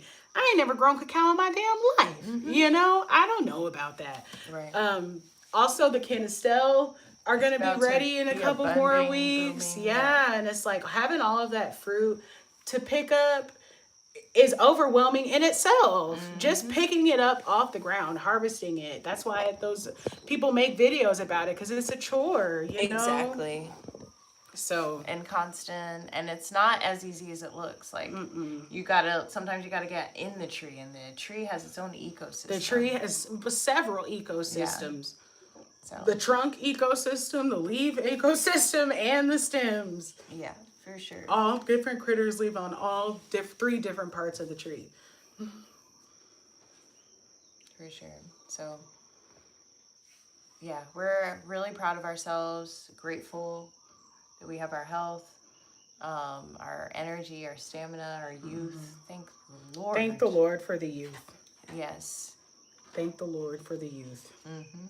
And also, we're talking about like I feel stronger than ever. No, I mean, like I said, I've lost 20 pounds, and I feel like it's like also gained so much muscle. You know what I mean? Like, I mean, we're out here doing heavy work. We out here hauling water, hauling trash, lifting our weight in desk and furniture. I changed the water today at the hand washing station. Oh, and I used to have to do that for her. Or not have to, but she would prefer me to. I did, because one time I feel like I almost threw my back out trying to flip it over. But now I'm just like, you know, just a better lifter now. Like, and I know I would, if I was playing on a high school volleyball team, I know I would be playing better than I did when I was in high school. Like, you know, I'm just a better athletic being now. Yes. It means something totally different to us now. Yeah. It's survival. It's survival. We're not challenged enough in our let's just say our previous life. You sit at your desk, you sit on your couch, you sit at your dining table, like everyone's trying to minimize walking as much as possible. You know, like it's just not even optimized, but to explore our land, we need to walk. It just feels better. It doesn't feel like a chore. And like while it gets wet and muddy, you know, some places are just entirely too hot to walk around. And I feel like our property has, you know, just great shady spots, and it's really not that bad. I like walking around our property. I know you do too. I love walking around on our property. I want to walk around it. When I get my rain boots, I'm gonna be walking around even more. I also think like what we're touching on too is like these are the reasons too why I feel like people say off grid is hard. You know, and to me it isn't harder than what we were doing before. It's just really different. You know what I mean? Like it's hard as in going from having a job with no physical labor and all mental labor to having a job where it's all physical labor. And I think I just said the same thing twice, LOL, but I think you guys know what I meant. Having a job where it's all mental labor versus having a job where it's all physical labor. But the difference is this physical labor pays me immediately. You know, I automatically get paid off by lifting that heavy water and putting it on the thing, and now I've got water coming out of the water cooler. You know what I mean? So there are things I personally don't believe it's like any harder. I think it's just a trade-off on what you prefer doing. You know what I mean? If you ain't no shade to whatever you prefer doing. If you prefer being in an office with controlled AC and people, you know, that's fine. And you know, it is what it is. But I personally didn't find that easier. And mental health wasn't better, and overall happiness and joy for me wasn't better than being here and doing this hard work, you know. And also because we're together, I think that makes everything easier. That is 2 of us. Yeah, for and sure. The Oya does her job too. She want to play right now, but she does everything she can to make life easier too, you know. So I don't think it's any harder than anything else would have been. Definitely I feel like when I was in the office, I was always sitting longingly looking outside because it would be a beautiful day and I would get to see it and never experience it. And that was like the saddest part of the day, being like, damn, I wish I could go outside. Do y'all feel safe on the homestead? Yeah, absolutely. We have a good security system here. And the best part of having a lot of windows is you can see. You can see everybody coming out. There's no. And also, when we talked to our realtor, we told him, like, we're two women living alone. Like, you need to put us in the safest neighborhood we can afford.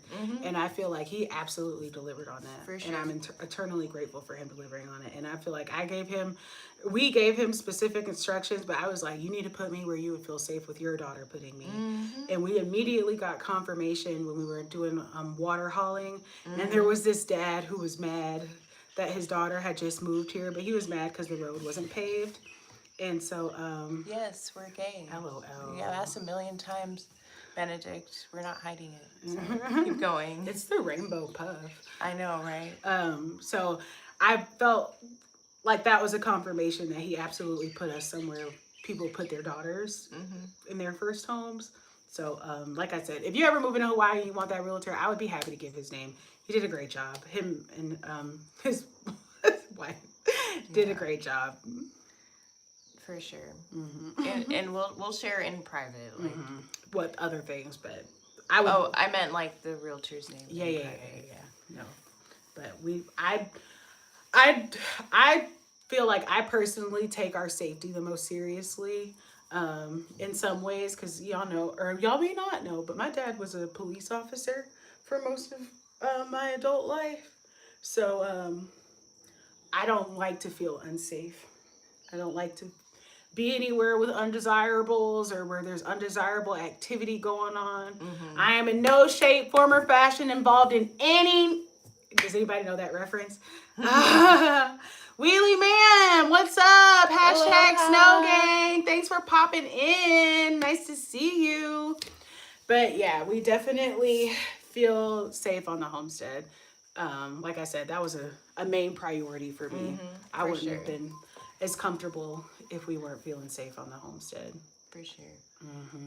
You're killing it, boo. I'm gonna use the restroom. Okay, baby. Aw, Oya's playing with the And Oya hasn't been trying to play, so she's enjoying the clean cabin as well. For sure. It has done wonders for the whole family. Oh, she's probably ready for the breakfast too. I've been trying to feed you less, Oya. I think I've been feeding you too much, and I'm doing the best I can. Yeah, you're doing great. The problem is we just need to get a scoop. Yeah, the overflow. And I also feel like the airtight container, it helps more for bugs trying to get up here. Because I feel like when we get lizards and unfortunately roaches, I really feel like they're trying to get her food. For sure. No, I think that's a great idea. And absolutely something we should do. But yeah. So wouldn't have been, I feel like that was also the main reason why we had our clause, even though we basically bought the place online, LOL. We had the clause that if we got here and didn't like it or didn't feel safe or whatever, we could back out. But there was nothing like that. It was, first of all, one thing you have to remember is Hawaii is one of the safest places in America. The islands of Hawaii as a whole. So there's like a 50% crime decrease than on the mainland in general. So there's just way less crime in general. So, you know, I feel like even, it was funny, again, y'all know I'm from Atlanta. I rode by the projects and I was like, that's the projects? So it's nice here. And of course there's crime. I'm not saying there's not crime, but it's mostly petty theft and stuff like that, you know. Growing up in Atlanta versus living in Hawaii, it feels very safe. Very, very safe. Like I said, these homeless people, they don't even talk to you or ask you for anything. I don't even know, they're on their own mission to living their own happy lives. They don't bother you. They're not asking you for nothing. Like some of them have signs, but you know, there's just a whole sliding scale of how aggressive versus non-aggressive homeless people can be, and this is very much on the non-aggressive scale, like I said.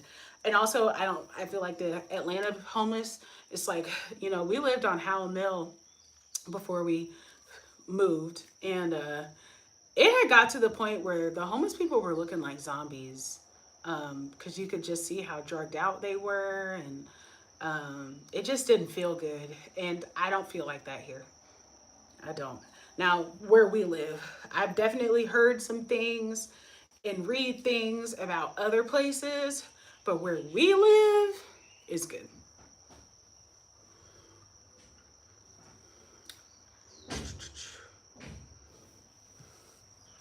Where we live feels good.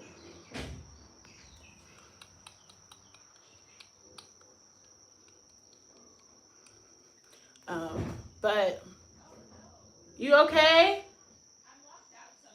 Oh, that door has been sticking. 1 second, y'all. Addy done got locked out. I'm coming, boo. No, I got another door open. You don't have to come. Oh, okay. Oh, well, I done stood up, but she said I don't have to come. You know we got the other door. Okay, well, I'm back down. Oh, it's locked. LOL. I don't even know why I thought I could come through that door. Oh, used to it being, we normally have it open. Yeah. During the day. During the day. But yes, I am so glad this turned into a Q&A. It takes a good amount of effort for us to plan something entertaining to do for you guys. And like we said, after that 4-hour cleaning spree, we were exhausted. So I didn't know what we were going to do on this live today. So much love to y'all for asking the questions and helping us run the show. Much love, LOL. I know, it's so funny. You gay? No, she asked if we're lesbians, but it just wasn't a good time to interrupt to answer that question. Mm-hmm. You know what I mean? But yeah, she got her answer. No, we and I also love, you know, it's live stream for 2 hours is no easy feat. And there was a moment where we're like, we don't have to show up today, but I'm glad we did. I'm glad we did too. Because it doesn't have to be hard. And that's another lesson we've been teaching ourselves. Like, because to balance out the hard of off-grid, we have to make whatever we can as easy as possible. So, you know, we're going to show up for the live stream unless we really just can't, you know. Because there's so much to see, like even just like admiring the beauty of our homestead or whatever we're doing, answering questions, getting time to chat with us. There's always something that we want to show up for you guys every day. Also, you know, we were talking about faith at the beginning of the live. Like, we're actively on our 40th day and 40th night journey. You know what I mean? Like, we are. That's what we are telling ourselves we're in. So it's like we're streaming every day with intention. We're showing up for life every day with intention. You know, we waiting on our 40th day and 40th night and counting it down with the episodes, really. You know what I mean? Yeah. So, and it's been working. Like, it's been working. Yeah. Every day we tap into a part of ourselves that we haven't needed to tap into. Like, we're literally living our dream, like fully, like our dream career, our dream home, like, you know, we're our dream state, our dream location, our dream lifestyle. And that's actually harder than it sounds. Like, everyone's like, I wish I have these dreams. Like, you put the vision board, but like actually visualize what your day-to-day would be like in that vision board to help prepare you. Because I think we found in Thailand it was hard to even show up for fun there, you know, because we were so out of practice. We were so used to just like dealing with life as opposed to like embracing life. And that was a really good exercise. I know for me, like, to embrace our ability to relax, embrace our ability to prioritize fun, embrace our ability to not just save money but spend it. You know, we weren't perfect, but like it was a muscle that needed to be built. No, and I feel like I went from a space of being regretful about the money that we spent in Thailand to now I'm incredibly grateful for that money we spent in Thailand, because we had the time of our damn lives in Thailand. And we had enough, you know what I mean, to do it, you know, and enough to still get this place, and enough to still have food to eat today, and you know, you're talking about religion and stuff, you know, before, but like the concept of daily bread, and I feel like that's an entrepreneur mindset shift as opposed to employee mindset shift. They hook you on being like, we give you 2 weeks of bread at a time, as opposed to trust, or 30 days of bread at a time, depending on how often you get paid. But entrepreneurship, you got to get used to that daily bread, because it's enough, you know, because who knows what tomorrow holds, you know. But that's what I know has kept me away from entrepreneurship, that fear of not having enough. And we talked about here, the first thing we had to learn to do is to not stock up. And we also have been on our minimalism journey. Like, we will eventually show you like how much stuff we sold in our move out video. Bear with us on that. But that we still have a tendency to hoard. Or want to stock, like, you know, I think wanting to buy more of, you know what I mean? But realizing like we are going to come back to the store. And as soon as we stock up on something, like I remember as soon as we finally got that coffee, we didn't even start using it. We ain't want it anymore. Exactly. I honestly don't know if I want to buy coffee anymore after that one. I talked about that earlier. Yeah. It's just easier. We don't have to deal with the milk. We don't have to deal with the sugar. Or just for oatmeal, you know what I mean? And like, and it just saves so much time, energy. Anything to save a trip to Walmart is paying for itself. And it's saving a trip to Walmart, but it's also saving us stress about protecting stuff from animals, protecting stuff from mold, like just protecting things from the elements, you know, because like I keep saying, like, this is a season we've never really dealt with, you know, because even in Thailand, when rainy season started, we pretty much got out of there, you know what I mean? And that was a completely different type of rainy season. That wasn't even rainy. That was monsoon season, right? So, you know, just like I said, I feel like when we got here, it was sunny and beautiful, and there was a little couple of showers, but I did not, even knowing that we moved to one of the rainiest places in America, I was like, oh, this is nothing. Only in these past like 2 weeks have we experienced like a 4-day rain shower. And the way that that impacts the cabin, the food, the stuff that you stock and store, it just isn't worth it until we have a much better system in place. And I don't know when that will be. No. I think about the people who tented, and I'm like, how did they? I don't know how they tented. But I know there's people who watch us and like, I don't know how you guys are doing this. So, you know, I feel like I don't want to say too much, but I wouldn't have been able to last out here in a tent. Yeah, it's just challenging.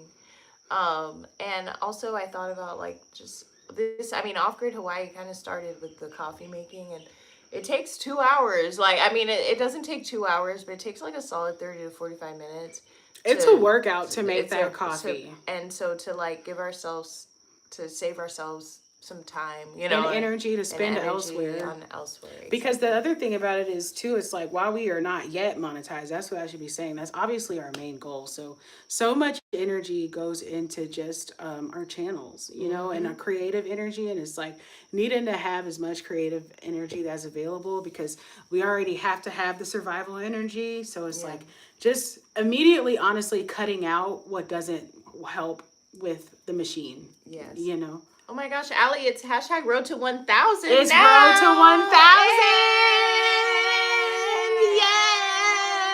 Yay! We did achieve 500 yesterday. Yeah, we did. We celebrated. So happy. Yeah, and it worked out because we were already celebrating our scrub down, and JayySnow checked her live because our phones died. Yesterday, and she was at 509. I'm sure it's more now.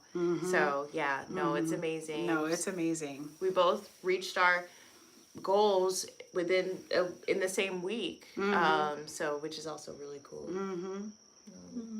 No, so love you too, baby. So so excited. And that's also why it's like, you know, it's hard to give energy to other places when this is what we need the most, and the more energy we put into it, we see the reward and the benefit.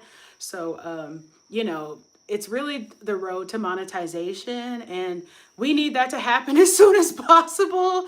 So we are doing everything we can, you know what I mean? I've never made this amount of content in my life, you know?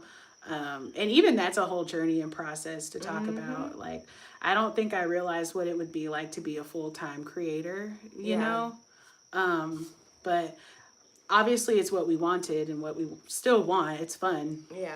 But it's work. It's today's version of being an artist, and full-time creator means creating full-time. Yeah. And I feel like everyone, or I know I started YouTube thinking I just need to do 1 video a week. And that's, you know, to get, I mean, that works for some people. I don't even know who it works for. Yeah. But they say it works. But you gotta, like, to put out as many videos as you can. Hey, Benedict. So, oh, you're spamming now. You're just going in timeout. But you know what they don't say about doing the 4 shorts a day or a video every day is that how much your videos get better. It's for you, like you're learning how to be a creator. You're getting such good data on like what performs well, what doesn't. So if you want to be a full-time creator, you got to create full-time, and that's what we've been doing. And thanks to JayySnow for getting us to our 2-hour daily.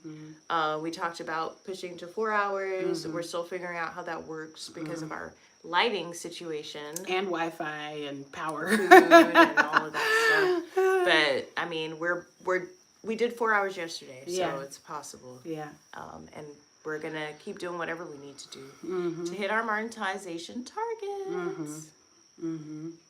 No, it's fun because I feel like a challenge for you guys as viewers that I think could be fun is like go back and watch the very first video I uploaded after you finish watching this one.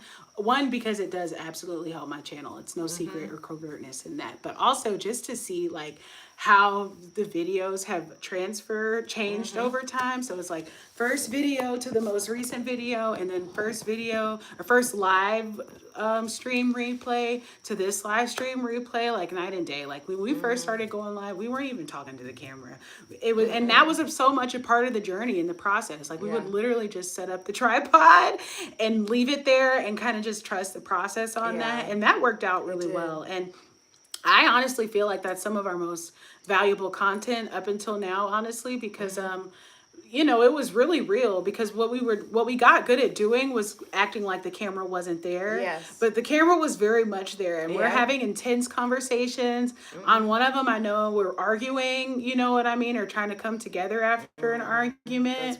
Was it a work session? No, when we were at that that restaurant, and we were still learning how to be creators, and I was mad because we were creating. Addy was creative when I wanted to have dinner, but I had been doing that too, and we just needed to learn how to balance, you know, so much. And all this, and I bring that up because it's all a part of the journey. You know what I mean? Whether it's like going from just setting up the tripod and getting to where we felt comfortable being silly or looking crazy to where we could actually like talk and acknowledge the camera has been a whole journey and process. Like, I don't even know what number I'm at, but I celebrated when I made 400 videos. Like that was an incredible milestone to me. Like I never thought, like for the longest, I feel like I had like 10 YouTube videos, you know what I mean? So to get to 400, I was like, you know, but that's the amount it took.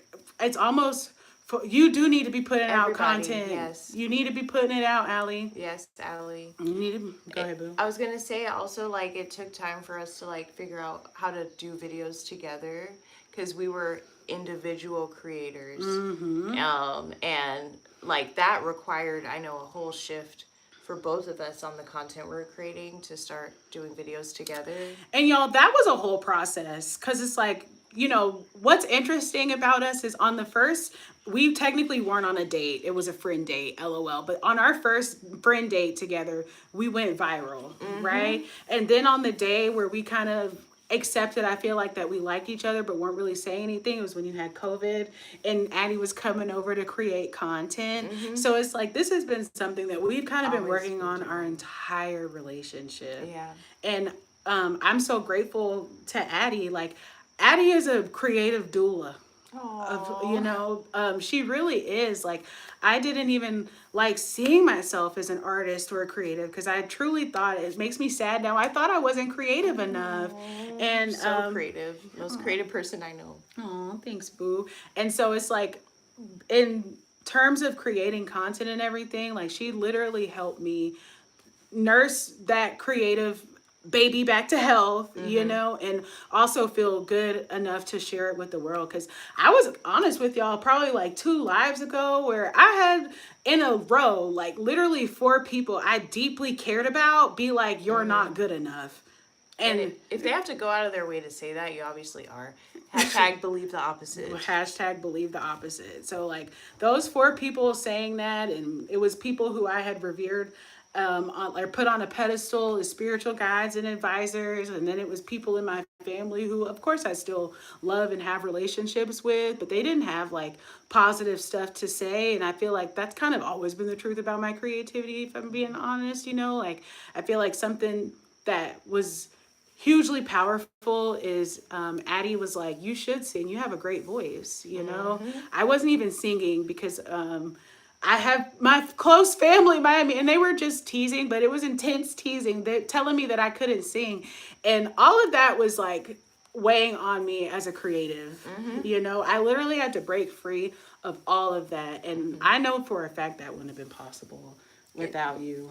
Aw, thanks, boo. No, it's true. And I feel like there's a creator that we both like, Renee Rapp, who popularized the Just Be Delulu, because that's how it worked. And it's like, I feel like JayySnow is a better singer than me, but I feel like people around me were just like telling me I could sing, and so I kept singing. You know, it doesn't actually matter. Like, we were just talking about Gwen Stefani, and we're listening to this song where She tried to do reggae. she really tried to do reggae, and she didn't sound like a great singer, but she's still Gwen Stefani and living the life of a singer. We know why they put her on that track, even though she ain't carry it. Like, we, at the end of the day, we want to be those people who are like, why did things work out so great for them? They're nothing special. You know what I mean? Because first of all, that's what they're going to say anyway. No one gives anyone their flowers. Nope. People are still out here saying Einstein was a Beyonce crazy can't. lunatic too. Exactly. You want to split the atom? You impossible nerd. That will never happen. Yeah. So once you figure out the power of mindset, it really doesn't matter what anyone says, because once you believe something for yourself, people will go out and confirm that for you. And I feel like when you decided that you were a creator, that tea. now you're getting all the support from your family as a creator, you know, and it's hard in those formative years because we don't have that, you know, mind control yet, or like self editing and consciousness of the ability to control our thoughts and stuff. Hopefully our kids will, because we'll tell them about it.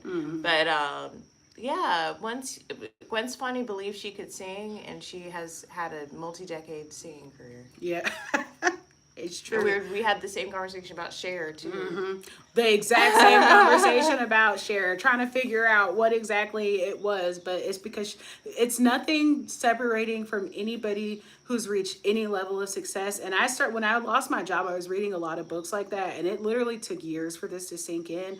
But the truth of the matter is, there's no difference between you or anybody who has achieved a level of success that you admire, except that they believe that they could. Exactly. For sure. It's not talent.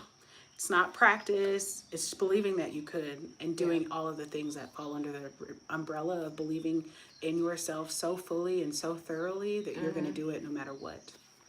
Also, like, JayySnow actually really has an amazing voice, and I think about Jamal not getting American Idol. 3 times. 3 times. Shout out to Jamal Roberts. 3 times before he became American Idol. I feel like it's the people who really can't sing that are told that they can't sing. Like, and I don't know why. We talked about, even as artists, I feel like the world intentionally tries to like turn you away from being an artist. Even whether it's like your grandma, because I got a Southern grandma, Jolene, that shit ain't gonna make you no money. You know? And I know why she was saying that. They're really trying to help and protect you, but it ends up, you know, doing the opposite, you know? Yeah. And it's also like, you know, that's their story. It's not, and because they have to believe something, you know, for them to justify like what they're choosing to do with their life. Like for example, like I'm sure we have limiting beliefs. Like, you know, when we're like like for example the plumbing, we left there thinking we could plumb it, and we just needed a shower more than we had the time to learn how to plumb. Like or like building our own house by ourselves, you know. I have some limiting beliefs from college, from woodworking being a challenge, but you know, it's like, but we absolutely could build our own house. Like nothing is off the table. You know, everything that we say we can't do, that we don't have evidence for, is a limiting belief. And it's not that we need to exercise all of our limiting beliefs. We got to pick and prioritize, but that's all it is. It's a limiting belief for themselves that they project onto everyone else around them, because that's the reality they live in. I was also grateful for all of the travel that we have done, because it reminded me that people are still growing up, or not growing up, grown adults are still becoming things other than teacher, lawyer, doctor, police officer, and reminded me that it's okay to believe and dream in being a successful artist again, because I feel like there's kind of like this convolution of like, if you're not going to be Beyonce, I don't even know why you would try. Or if you can't sing like Fantasia or Jennifer Hudson, then you don't have a chance out there. But the reality is that there's a local musician who's doing amazing. And while you may not be Beyonce, you can be Beyonce in your own world. You know what I mean? I feel like Kaloi Kai is my new favorite artist right now. Shout out to them. And while, don't get me wrong, there are hundreds of thousands of people that know who this band is, but there are hundreds of thousands of people who also do not know who that band is, you know? And they go on tour and get to enjoy their artistry and the level of fame that they have achieved. And I'm sure it's full and it fills them up. You know what I mean? When we were in like Dubai, I feel like I got inspired, because growing up and wanting to be like a dancer or a flamethrower and like doing those, the people who do those like tourist shows, those are artists and creatives, and they be happy. They get to do and share their creativity with you, and it is a little strange, performative or theatric, but that's getting to live your life as a creator. And I needed to believe that that was beautiful or available again. Hi, Cutie Mai. How you doing? Thanks for watching. Thanks for joining us. I hope you're having a great day. So yeah, you don't have to, the end result doesn't have to be Beyonce. She's not the only happy musician in the world. There are several hundreds of thousands of very happy, still considered successful musicians. And that's just one example, but that reigns true for whatever it is. If it's comedy, you don't have to be the next Kevin Hart. You can just be because they don't always become themselves right away. You know what I mean? Kevin Hart is a good example, because Kevin Hart was in so many movies before we even realized or considered him funny, you know? Yay, come on this weekend, Cutie Mai. Thanks for joining in. Make sure you hit that thumbs up button before you leave, though. Thanks, and like the video. But yeah, so they have this vision of, honestly, and not even impossible, but their version of like success that they could never get to, like Addy was saying, like they know that they'll never be Beyonce, but you can't think that or feel that way about yourself. You know what I mean? It's just as simple as like, there was this, I think it was a TikToker, and she was like, she had basically said somebody was copying her, and they were like, well, nobody would copy you. And she was like, let me tell y'all something. You might live in a world where nobody would copy you, but people absolutely copy me and have been copying me my whole life, you know? No, for sure. I personally claimed Beyonce's transition to Platinum Blonde, and I stand by it. Yeah. I do. Yeah, because, and I feel like we see it now as we become larger creators on the platform. We're growing slowly and surely, but we see our influence in other larger creators than us. We see, and it's like, why wouldn't they? You know what I mean? And it's the creative well. I think about, they talk about how Michael Jackson used to be like, no, I need to get to the studio right now, because if I don't record this song, they're going to give it to Prince. And it sounds crazy, but it's not. Urgency. Because we all are, if you're creative and you're tapped in and you're in the well, you're drinking from the well that everybody's drinking from, and you got to put that content out. You got to put that artistic or creativity out, you know? Ice Spice is currently trying to transition from red to rose gold hair. I'm claiming it. Yeah, I mean, she wore that rose gold beautiful wig, and it was really cute. For a while, made a lot of content with it. No, and that's the thing, you going from a place of thinking that nobody could be inspired by you and realizing that everybody could be inspired by you. I read a really powerful book called by Rev Ike, and he talked about the ingenuity, imagination, and amazingness that was George Washington Carver. And he talked about how you have to be tapped into the point where George Washington Carver looked at a peanut and came up with over 100 products just from a peanut. Yep. Peanut butter. I don't even know all this stuff. So if you go look it up, you know, George Washington Carver is one of the greatest inventors of our time. Book name again, I'll send it to you, Allie, because I actually have the PDF. I'll send it to you after the stream.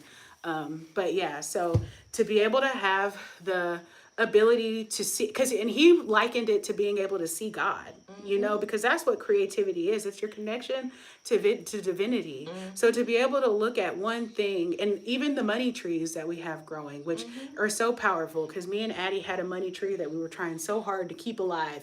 And the power of getting back what you love and stuff tenfold is now we have like literal live money trees out in our orchard. Fruiting. We didn't even know money trees made fruit. I'm talking about the braided stems make Malabar chestnuts. And the part of that, the reason why that story is so powerful is the guy who had it, or a guy, I forgot exactly which China or which Asian culture this story was from. If you know, you put it in the comments. But he was praying to God for money, and the money tree started growing. And he was like, well, you know, this what God done sent. I'm gonna just start growing this tree. And he became a millionaire from just selling off different parts of that tree. And like I said, we didn't even know that tree could fruit. And I know that that's probably one of our most valuable products if we can harvest and package it. You know what I mean? So you have to really, and that's why it takes 400 videos before you're a good creator, because you have to just practice that creative muscle. Yep. And I know we're over time, but there's one more thing. Yeah. It's like, everyone's like, oh, to be a creator, I need to get a Canon point and shoot. Yes. It's like, and I feel like the things that we do with our phone, that's our version of the peanut. It's like, you just need your phone. You just need your phone. You can do everything on your phone that you can do on your laptop. Your phone is fine. Just, you know, get the best phone that you can get. And that's likely the one you already have. And just use it. So many of the larger creators I follow are open about, like, this is an old iPhone. This is the best this old iPhone can catch it. You know what I mean? So you don't need the nicest, newest iPhone. You don't. We don't have the newest iPhone anymore. And we didn't when we started creating. Nope. I was shooting the whole podcast on my phone, the whole YouTube video until we got, you know what I mean? Yeah, like, until we got the Smack Studio, and I was using my iPad, and my phone together. Yeah, we live off grid Electro Jed. We're wrapping up soon, so definitely subscribe and hit the like button so you can. We film every day live. We're on Hawaiian Islands. Yes, the state of Hawaii. All right, guys. Was there anything else you wanted to share, baby? That's it. All right. Yay. We made it to the 2 hours. We love you guys. I am a prepper in New Mexico. Oh, amazing. Yay, Off-Grid family. Make sure you subscribe. And if you make content, you got to let us know. Yes. All right. We love you guys so much. We will be back here tomorrow, as you guys know. Thank you so much for all the support. Make sure you like the video. Make sure you subscribe. Stop what you're doing and like the video. Give it a thumbs up. We on the road to monetization. Every bit of your support helps. If you guys want to do any financial support, we also have our donation link pinned in our bio. Thank you so much for all of your support, all of your love, and we'll see you guys tomorrow. See you tomorrow. Bye. Bye. Thank you. Sub dance. Hey, bye.